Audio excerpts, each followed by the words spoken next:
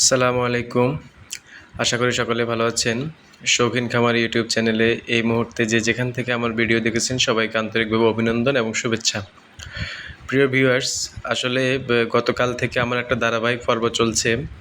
ব্রুডিংয়ের 15 দিন বয়স পর্যন্ত প্রতিদিনের ধারাবাহিক ভিডিও, খাদ্য এবং ওষুধ এগুলো নিয়ে আমার 15 দিন একটা ধারাবাহিক ভিডিও থাকবে। অর্থাৎ আপনি প্রথম দিনে কিভাবে বাচ্চাকে রিসিভ করবেন, কিভাবে বাচ্চা পরিচর্যা করবেন, প্রথম দিনে কী ওষুধ দিবেন এবং এর পরের দিন কী ওষুধ দিবেন, এভাবে ধারাবাহিক আমার মোট 15 দিনের একটা ধারাবাহিক ভিডিও থাকবে। আজকে দ্বিতীয় দিনের দ্বিতীয় পর্ব। তো প্রিয় ভিউয়ার্স, কালকে আপনারা যারা আমার ভিডিও দেখেছেন তারা দেখছেন যে আমি হাঁসকে গতকালকে প্রাকৃতিক এবং কৃত্রিম কী ওষুধ প্রয়োগ করেছি এবং কিভাবে বাচ্চাগুলোকে ব্রুডিং উঠেছি। আলহামদুলিল্লাহ, আজকে দ্বিতীয় দিন। আমার খামারের প্রথম দিনের যে রিস্ক, প্রথম দিনে বেশিরভাগ বাচ্চা নষ্ট হওয়ার সম্ভাবনা থাকে। আলহামদুলিল্লাহ, একটা বাচ্চা আমার নষ্ট হয় না, আল্লাহর মেহেরবানি। তো গতকালকে আমি লেবু পানি এবং লাইসোভিট ব্যবহার করেছি। আলহামদুলিল্লাহ, বাচ্চাগুলো খুব জ্বরে। আজকে আমি বাচ্চাগুলোর নাভি শুকানোর জন্য একটা অ্যান্টিবায়োটিক ব্যবহার করতে যাচ্ছি, সেটা হচ্ছে রেনামাইসিন অথবা রেনামক্স। আপনারা যেটাই ব্যবহার করতে পারেন, সমস্যা নাই। রেনামাইসিনটা আমি ব্যবহার করার জন্য ক্যাপেবল মনে করি, কারণ আমার হাঁসের নাভি শুকানোর জন্য রেনামাইসিনটা যথেষ্ট পরিমাণ ভালো কার্যকারিতা করে এবং আমি আগে এটার ভালো প্রমাণ পেয়েছি। তো প্রিয় ভিউয়ার্স, আজকে দ্বিতীয় দিনে আমি হাঁসের বাচ্চাকে সকালবেলায় উঠে পানির পাত্রগুলো ভালো করে পরিষ্কার করে তারপরে আমি রেনামাইসিন 1 লিটার পানিতে 1 গ্রাম রেনামাইসিন পাউডার মিশিয়ে বাচ্চাকে খেতে দিয়েছি। এরপরে আমি আবার স্টার্টার ফিডটা দিয়ে দিয়েছি। তো আজকে আসলে খামারের কখন কী ওষুধ প্রয়োগ করবেন সেটা ওই সময়ের অবস্থার উপর অনেকটা নির্ভর করবে। তো আপনারা যারা নতুন করে খামার দিতে যাচ্ছেন তারা অবশ্যই প্রতিদিন সকালবেলায় আপনি খামারে ঢুকে আগে তাদের অবস্থা দেখবেন যে কোন পরিস্থিতিতে আপনার হাঁসের বাচ্চাগুলো আছে, সেই অনুযায়ী আপনাকে ওষুধ প্রয়োগ করতে হবে।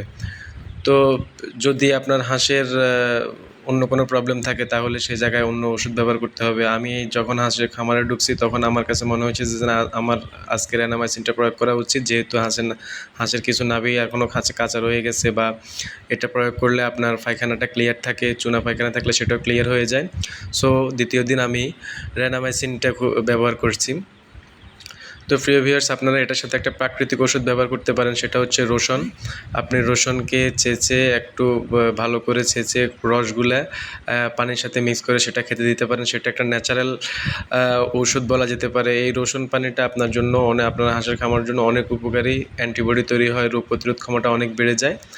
তো আপনি যারা 8-10টা 15-20টা হাঁস বাড়িতে লালন পালন করেন, আমি বারবার বলি যে আমি ছোটো খামারিদেরকে নিয়ে কাজ করি। যারা বাড়িতে হাঁস মুরগি পালন করতে অভ্যস্ত বা বাড়িতে হাঁস মুরগি পালন করেন, তাদের জন্য আমার সাজেশন থাকবে, আপনি যদি ওষুধ না পান বা আপনার হাতের নাগালে যদি ওষুধ না থাকে, তাহলে আপনি দ্বিতীয় দিন রসুন ছেঁচে রসুনের পানি আপনার হাঁসকে খেতে দিবেন। ইনশাল্লাহ আপনার হাঁসের খুব ভালো কাজ করবে। তো প্রিয় ভিউয়ার্স, আজকে আমার হাঁসের বাচ্চার দ্বিতীয় দিন বয়স। ইনশাল্লাহ সবগুলো বাচ্চাই সুস্থ আছে। আপনারা দেখতে পাচ্ছেন যে সবগুলো ছোটাছুটি করতেছে, পানি খাচ্ছে, তারপরে খাবার খাচ্ছে। তো আপনার বাচ্চা যদি ছোটাছুটি না করে কোথাও ঝিম ধরে বসে থাকে, তাহলে বুঝবেন যে আপনার হাঁসে কোনো প্রবলেম হয়েছে। সেক্ষেত্রে হতে পারে লাইটিংয়ের প্রবলেম বা আপনার ব্রুডিংয়ের প্রবলেম। আমি একটা মাত্র লাইট ব্যবহার করছি, কারণ খুব গরম পড়তেছে। আবার অতিরিক্ত হিট দিলেও কিন্তু আপনার হাঁস অনেক ধরনের ক্ষতিগ্রস্ত হতে পারে।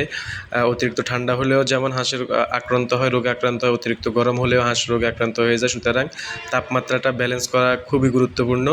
সেই সময় আপনি দেখবেন যে কীভাবে হাঁসের তাপমাত্রা ব্যালেন্স করবেন। আপনি যখন বা আপনার ব্রুডিং রুমে ঢুকবেন, তখন হাঁসের অবস্থা দেখেই বুঝতে পারবেন যে তাদেরকে তাপমাত্রা বাড়ানো উচিত না তাপমাত্রা কমানো উচিত। ন্যূনতম কিছু সেন্স অবশ্যই খামারিদেরকে রাখতে হবে। আপনি যদি এই সেন্সগুলো রাখেন, তাহলে ইনশাল্লাহ আপনার হাঁসের বাচ্চার কোনো বড় ধরনের ক্ষতি হবে না।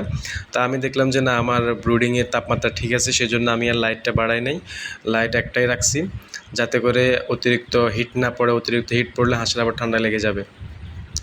তো প্রিয় ভিউয়ার্স, যারা আপনারা হাঁসের খামার করতে চাচ্ছেন, অবশ্য বাচ্চা উঠানোর জন্য খুব ভয় পাচ্ছেন, এটা আসলে এত আহামরি কোনো ভয়ের কাজ না। আপনি অল্প দিয়ে শুরু করেন, আস্তে আস্তে অভিজ্ঞতা সঞ্চয় করেন, দেখবেন আপনি খুব ভালো করতে পারবেন। আমার একটা হাঁস হঠাৎ করে খোঁড়াচ্ছে, এটা নিশ্চয়ই গতকালকে হাঁস যখন কারেন্ট ছিল না, গতকালকে অনেকক্ষণ কারেন্ট ছিল না, হয়তো এগুলা জড়সড় হয়ে থাকার কারণে একটা হাঁস খুব পায়ে ব্যথা পেয়েছে। তো প্রিয় ভিউয়ার্স, আপনারা অবশ্যই খেয়াল করবেন যাতে করে হাঁসের বাসস্থানটা ভিজা না থাকে। যদি ভিজা থাকে তাহলে সাথে সাথে সেটা চেঞ্জ করে দিবেন, ভিজা থাকলেও কিন্তু ঠান্ডা লেগে যাবে। হাঁসের জিরো বাচ্চার সবথেকে বড় সূত্র হচ্ছে ঠান্ডা। ঠান্ডা লাগলে কিন্তু আপনার হাঁসের সবচাইতে বড় ধরনের প্রবলেম হয়ে যাবে। সুতরাং ঠান্ডা থেকে হাঁসকে বাঁচাতে হবে, তেমন অতিরিক্ত গরম থেকেও হাঁসকে বাঁচাতে হবে। সেই জন্য প্রাকৃতিক ওষুধ ব্যবহার করতে হবে, স্যালাইন, লেবু পানি অথবা আপনার রসুনের পানি এগুলো ব্যবহার করে হাঁসকে সুস্থ রাখবেন। খামারের বিষয়ে যে কোনো পরামর্শের জন্য অবশ্যই নাম্বারে যোগাযোগ করবেন, কমেন্ট বক্সে কমেন্ট করে দিবেন। ভিডিওটা ভালো লাগলে লাইক, কমেন্ট, শেয়ার করে দিবেন। পাশে থাকবেন। ধন্যবাদ সবাইকে। আসসালামু আলাইকুম।